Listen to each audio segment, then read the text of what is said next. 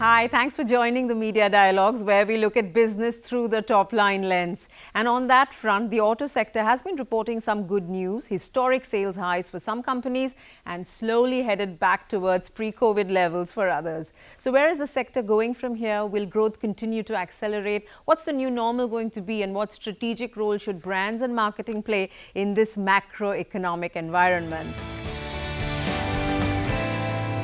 Our guest today will provide great insights. Rajesh Jejurikar is the Executive Director of the Auto and Farm sectors at Mahindra & Mahindra. From passenger cars to commercial vehicles to farm equipment, tractors, the company makes it all and has just turned in results for the second quarter of this financial year.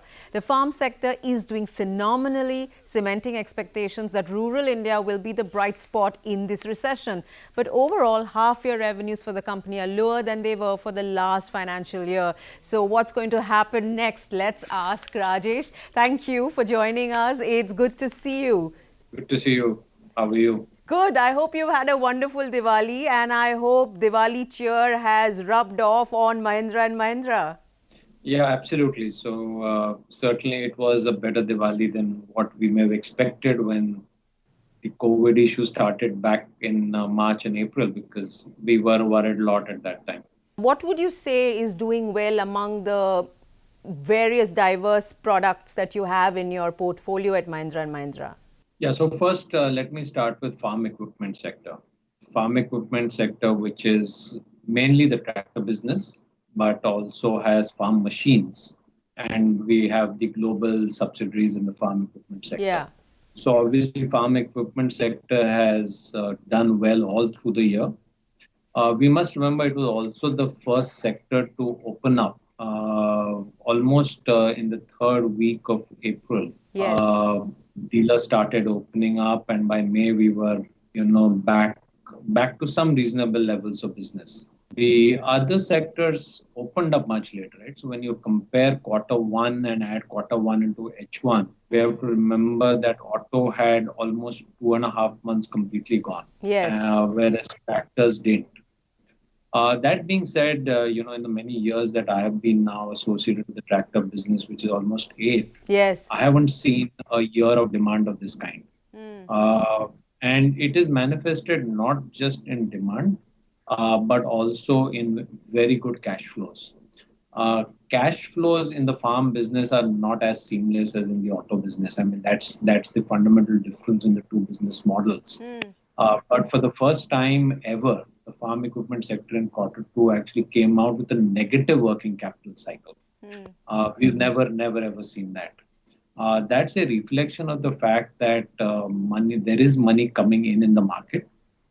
And we'll talk a little more about what are the drivers to the positive momentum in the rural market. Yeah, so from farm, move to the others, and we'll come back to it, as you said, in a bit. So the tractor business has clearly seen very, very healthy momentum, and it's been a record quarter for production. We've sold out almost literally, and our stocks are at the lowest ever level. And of course, many people asking us the question, why we've lost some market share. The simple and only answer to that is that we're short produced. We were impacted in quarter 1, which is when we would typically start building stocks, because we have a high production base in Maharashtra, which was the most affected by COVID. Yes, among the states due to COVID, yeah. Yes, so we did take us time to come back out of that, and that's affected us going up until now. But we think post Diwali we will get time now to build back stock as we are at record production levels. So that was the farm business. The auto business, fortunately for us, 50% of our auto business is rural based, and the Scorpio, Bolero, pickups, all of these three, which are our three very strong products, have a high rural bias. We saw momentum on these three products pick up as soon as networks opened in May, towards the end of May, early June. And the demand has been very robust all through, clearly driven by the rural story. And like you said, we'll come back to that. The metros and the urban cities started picking up in quarter 2. And you've seen across the board increase in, buying. A lot of people ask the question, is it pent up or is it fundamentally here to stay? At least my way of thinking on this is that you can't have pent up demand lasting so many months. I don't think there's anything that I'm seeing right now which is going to cause a sign of a slowdown post January. Of course, one has to wait and watch, and we are all learning this is a world where you can project and forecast nothing, not even what you will do tomorrow morning. The passenger vehicles, which would include your, Scorpio, Bolero, the XUV, that would come in that category, isn't it? The SUVs, all the SUVs that you're known for. You've just done the, the relaunch for the iconic Thar. That category, you've been losing numbers, isn't it? Is that worrying for you? And what would you attribute that to? When you say we are losing numbers, are you talking like the last 7, 8 months, or are you talking a longer? I mean, in comparison to the same time last year. Yeah. So the one fundamental issue I think we've had, and we've not done as well as most of the competitors, is on the supply side. And there are two reasons. On the tractor side, I spoke about it from the context of high dependence on Maharashtra. On the auto side, there are two issues. One is, of course, high dependence on Maharashtra. We have Nasik and Chakan as our two biggest plants. We have a facility in Kandivali. So again, a very, very high Maharashtra dependence for our auto business. But it wasn't only that in the case of auto. In the case of auto, we were in the process of BS6 changeover in March. Right. And that got impacted very badly with the lockdown. And because all BS4 stock had to be sold out by end of March, we actually opened, when things opened up in May with no inventory, zero inventory literally, because BS4 was sold out and our BS6, transition was not complete. So we've had a kind of very, very low stock situation because of a combination of Maharashtra dependence and the transition of BS6 getting impacted. We finally, I think, back to some level of normalcy October, November. And we are basically seeing, actually, to be honest, the Scorpio, Bolero, even XUV 300 now started doing very good numbers. And the Thar is off to a very, very, very good success, and I'm sure you'll want to know more about that, so I'll hold back on that right now. We really believe our story of growth, so to say, has been impacted in the last 3 months more by supply than demand. Given that, all the focus has been on getting things up and running, on ensuring supply chain functioning, on looking at the safety of all your workers and team and staff. What is the role, or what is the kind of focus when it comes to creating demand or the market front? Because you're saying that demand is not an issue, and the way your experience has been at Mahindra and Mahindra is that it is purely a supply side challenge that you faced. Some of our products which are rural based, have not, we've had to do no marketing at all. Scorpio, Bolero on the SUV side, pickups on the commercial vehicle side, they're just completely going off the shelf. The product on which we've had to do some marketing is XUV 300, because there we were coming back in the game with a new strategy, greater focus on safety, and we have done some communication and marketing around that. We're seeing very good numbers come in on XUV 300.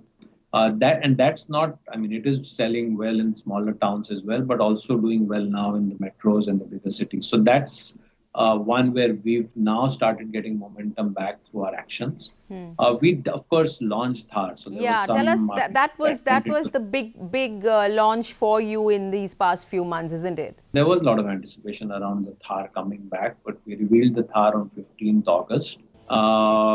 And we did something we called the Freedom Drive. The Freedom Drive was about getting many auto experts and journalists to go around important historical spots in 2 or 3 cities. That was also their first feel of the product. The reviews that came out on that day, and some of the auto journalists even got 1 million YouTube views each, Hmm. including even in localized geographies like Kerala, which was, Malayali reviews of Yeah. over 500,000 Hmm. kind of viewership. So clearly a testimony to the excitement that an offering of that kind created. We then said we are going to launch on 2nd October, which we did. Hmm. And of course, 2nd October launch with price got very, very well received. We've crossed 20,000 bookings, and we're doing our best now to get Meet that, customers, yeah. yeah, to meet that. So right now, we had prepared for a capacity of 2,500. Hmm. We had after 15th August, triggered actions to improve that because we then knew that demand would be much higher than that. Of course, 20,000 bookings in this time has exceeded all our expectations. It's, as you can see, just little over a month. So we crossed 20,000 in a month. And we've, of course, delivered 500 last weekend. We're doing 1,000 around the Diwali week, this one. And hopefully we will increase our capacity by January. But it's also, I would say there's an insight in the success of that. One is, of course, no mainstream mass media advertising except a little bit of bookings, so one kind of Yeah. short duration ads around the IPL, just a few days. Hmm. But it's all been digitally led. Do you see this as being the way things will be going forward? I think when you have a product which is very differentiated in its form and has an automatic appeal, there's much more you can do around that from the standpoint of not really doing mass media. But I think this is a new learning for us on how to do launches, how to do launches which are much more cost effective Hmm. and hence create impact. I think for me, it's been an eye opener on what you can do Hmm. without necessarily getting into mainstream mass media in the conventional sense. I'm not at all wanting to say that's not necessary. I think it is. It has a role to play and it has a time when you want to use it.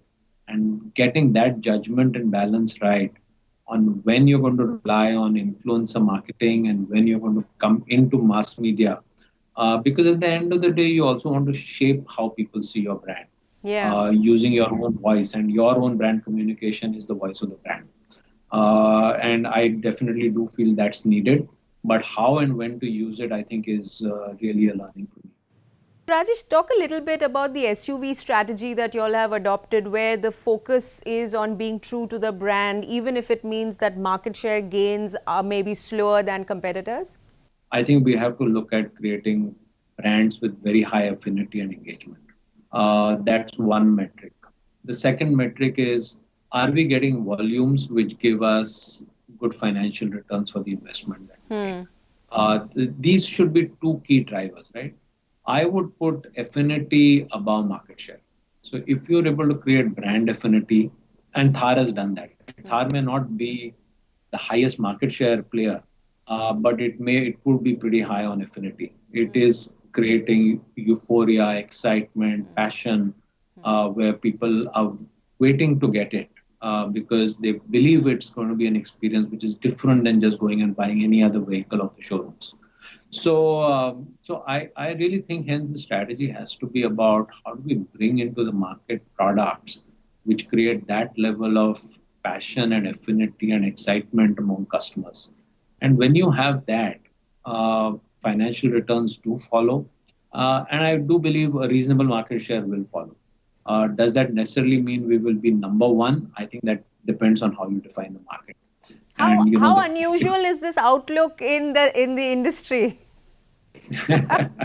no, it depends on how, see, Anuradha, at the end of the day, it depends on how you define the market, right? Because when the market was SUV in the purest sense of the word, it was one thing. Today, SUV market has a variety of car-derived SUV, so to say, SUV players, but they're basically cars which have some SUV-ishness to it. Right. We don't believe we have a right to win there. And we don't think we should go in and play there just because we are targeting a given market share. I think if we play our game right, we will drive high affinity, get good financial returns, and get reasonably good market share. Good luck to you on that, Rajesh, because clearly that shows a lot of conviction, and that's great to hear. I was reading about some of the things that you all have done, and there is this walk, run, fly approach that you've taken to cope with what this unprecedented mother of all disruptions that we've experienced this year. You're currently in the run phase of that approach, isn't it? When walk, run, fly was thought about, we were in April and we were worried. Yes. We really had said that our primary focus at that time has to be cash. Cash has to be king and everything about that, emperor, whatever. Yeah. And the whole focus has to be to make sure that monies out there are collected and we conserve every bit of cash that we could without taking away from the long term. And management of our profits and margins. So that was and the ramping priority up, at that time. Yeah. Yeah, that was a critical priority at that point of time. And we defined that as the walk phase.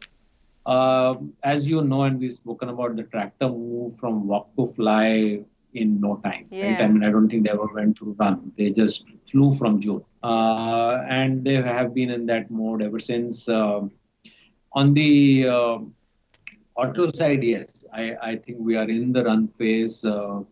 We launched the Thar as planned, has done well. All the actions that we were planning on XUV 300 have paid off. But we are saying the real fly for us is going to be when we bring our two new products, which are going to come in next financial year. And one is what we call 601 and the other is what we call Z101 as code names. That will complete the whole SUV brand differentiation proposition. We would then have a portfolio of products which are core Mahindra DNA, but with modern technology, very well refined like the Thar is. And we believe that's really the fly phase for us. And,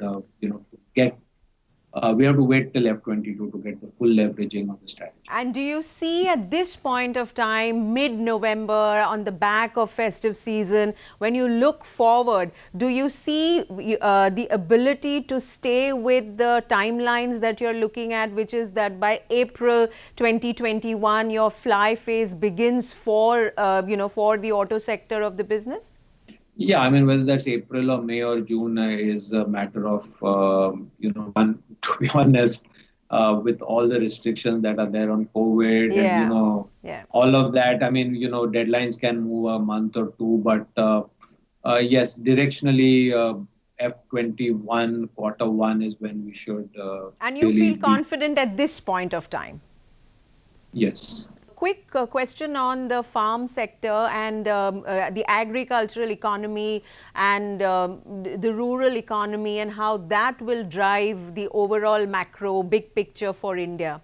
The data is that if you just take April to August as the period for comparison right now, government spending across agriculture plus rural development, right? These are two different ministries, has gone up 1.8 times.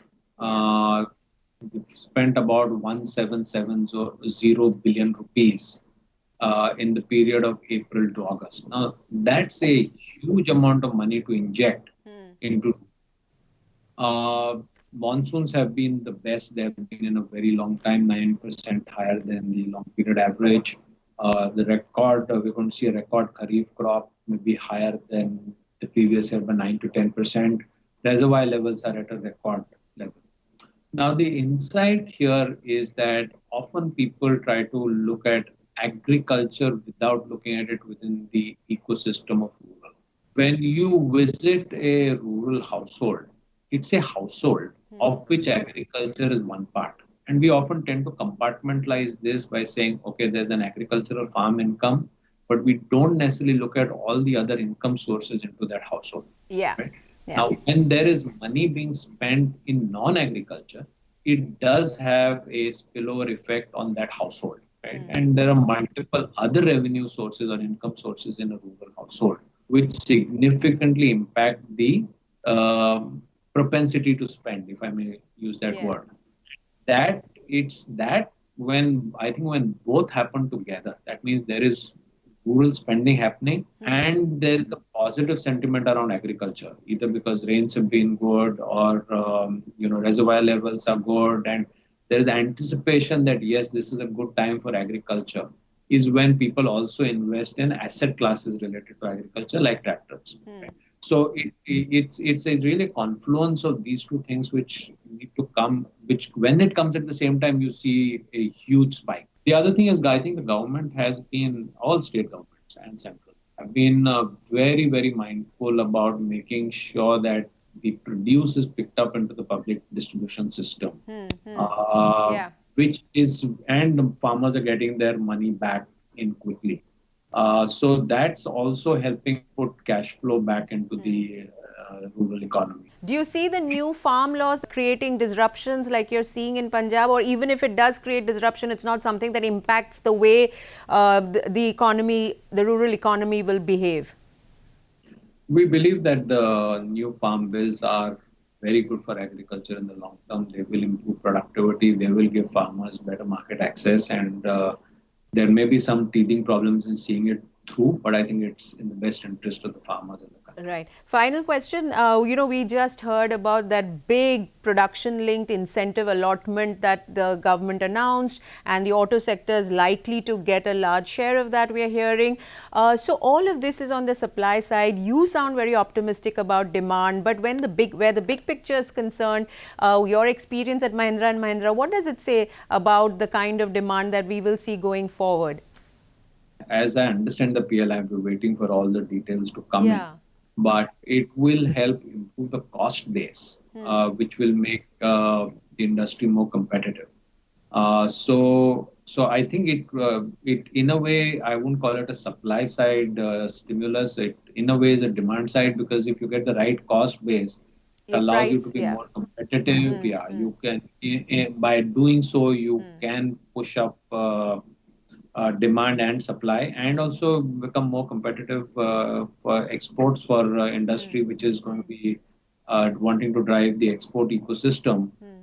Even if auto component players who are integrated into the auto ecosystem find greater sources of global growth, it will bring down their cost structure in India as well, and even pure Indian domestic players would gain out of an improved cost structure overall in the economy. So I think wait and see what the fine print is, but quite hopeful about it. I think that's an optimistic note to end this conversation on. Thank you very much for joining us. I wish you and your entire team at Mahindra and Mahindra a lot of good luck. Stay safe, and hopefully we'll catch up again at some point. Thank you for joining us. Thanks. Lovely to be here. And thank you very much for watching. Look out for another deep dive next week on the Media Dialogues.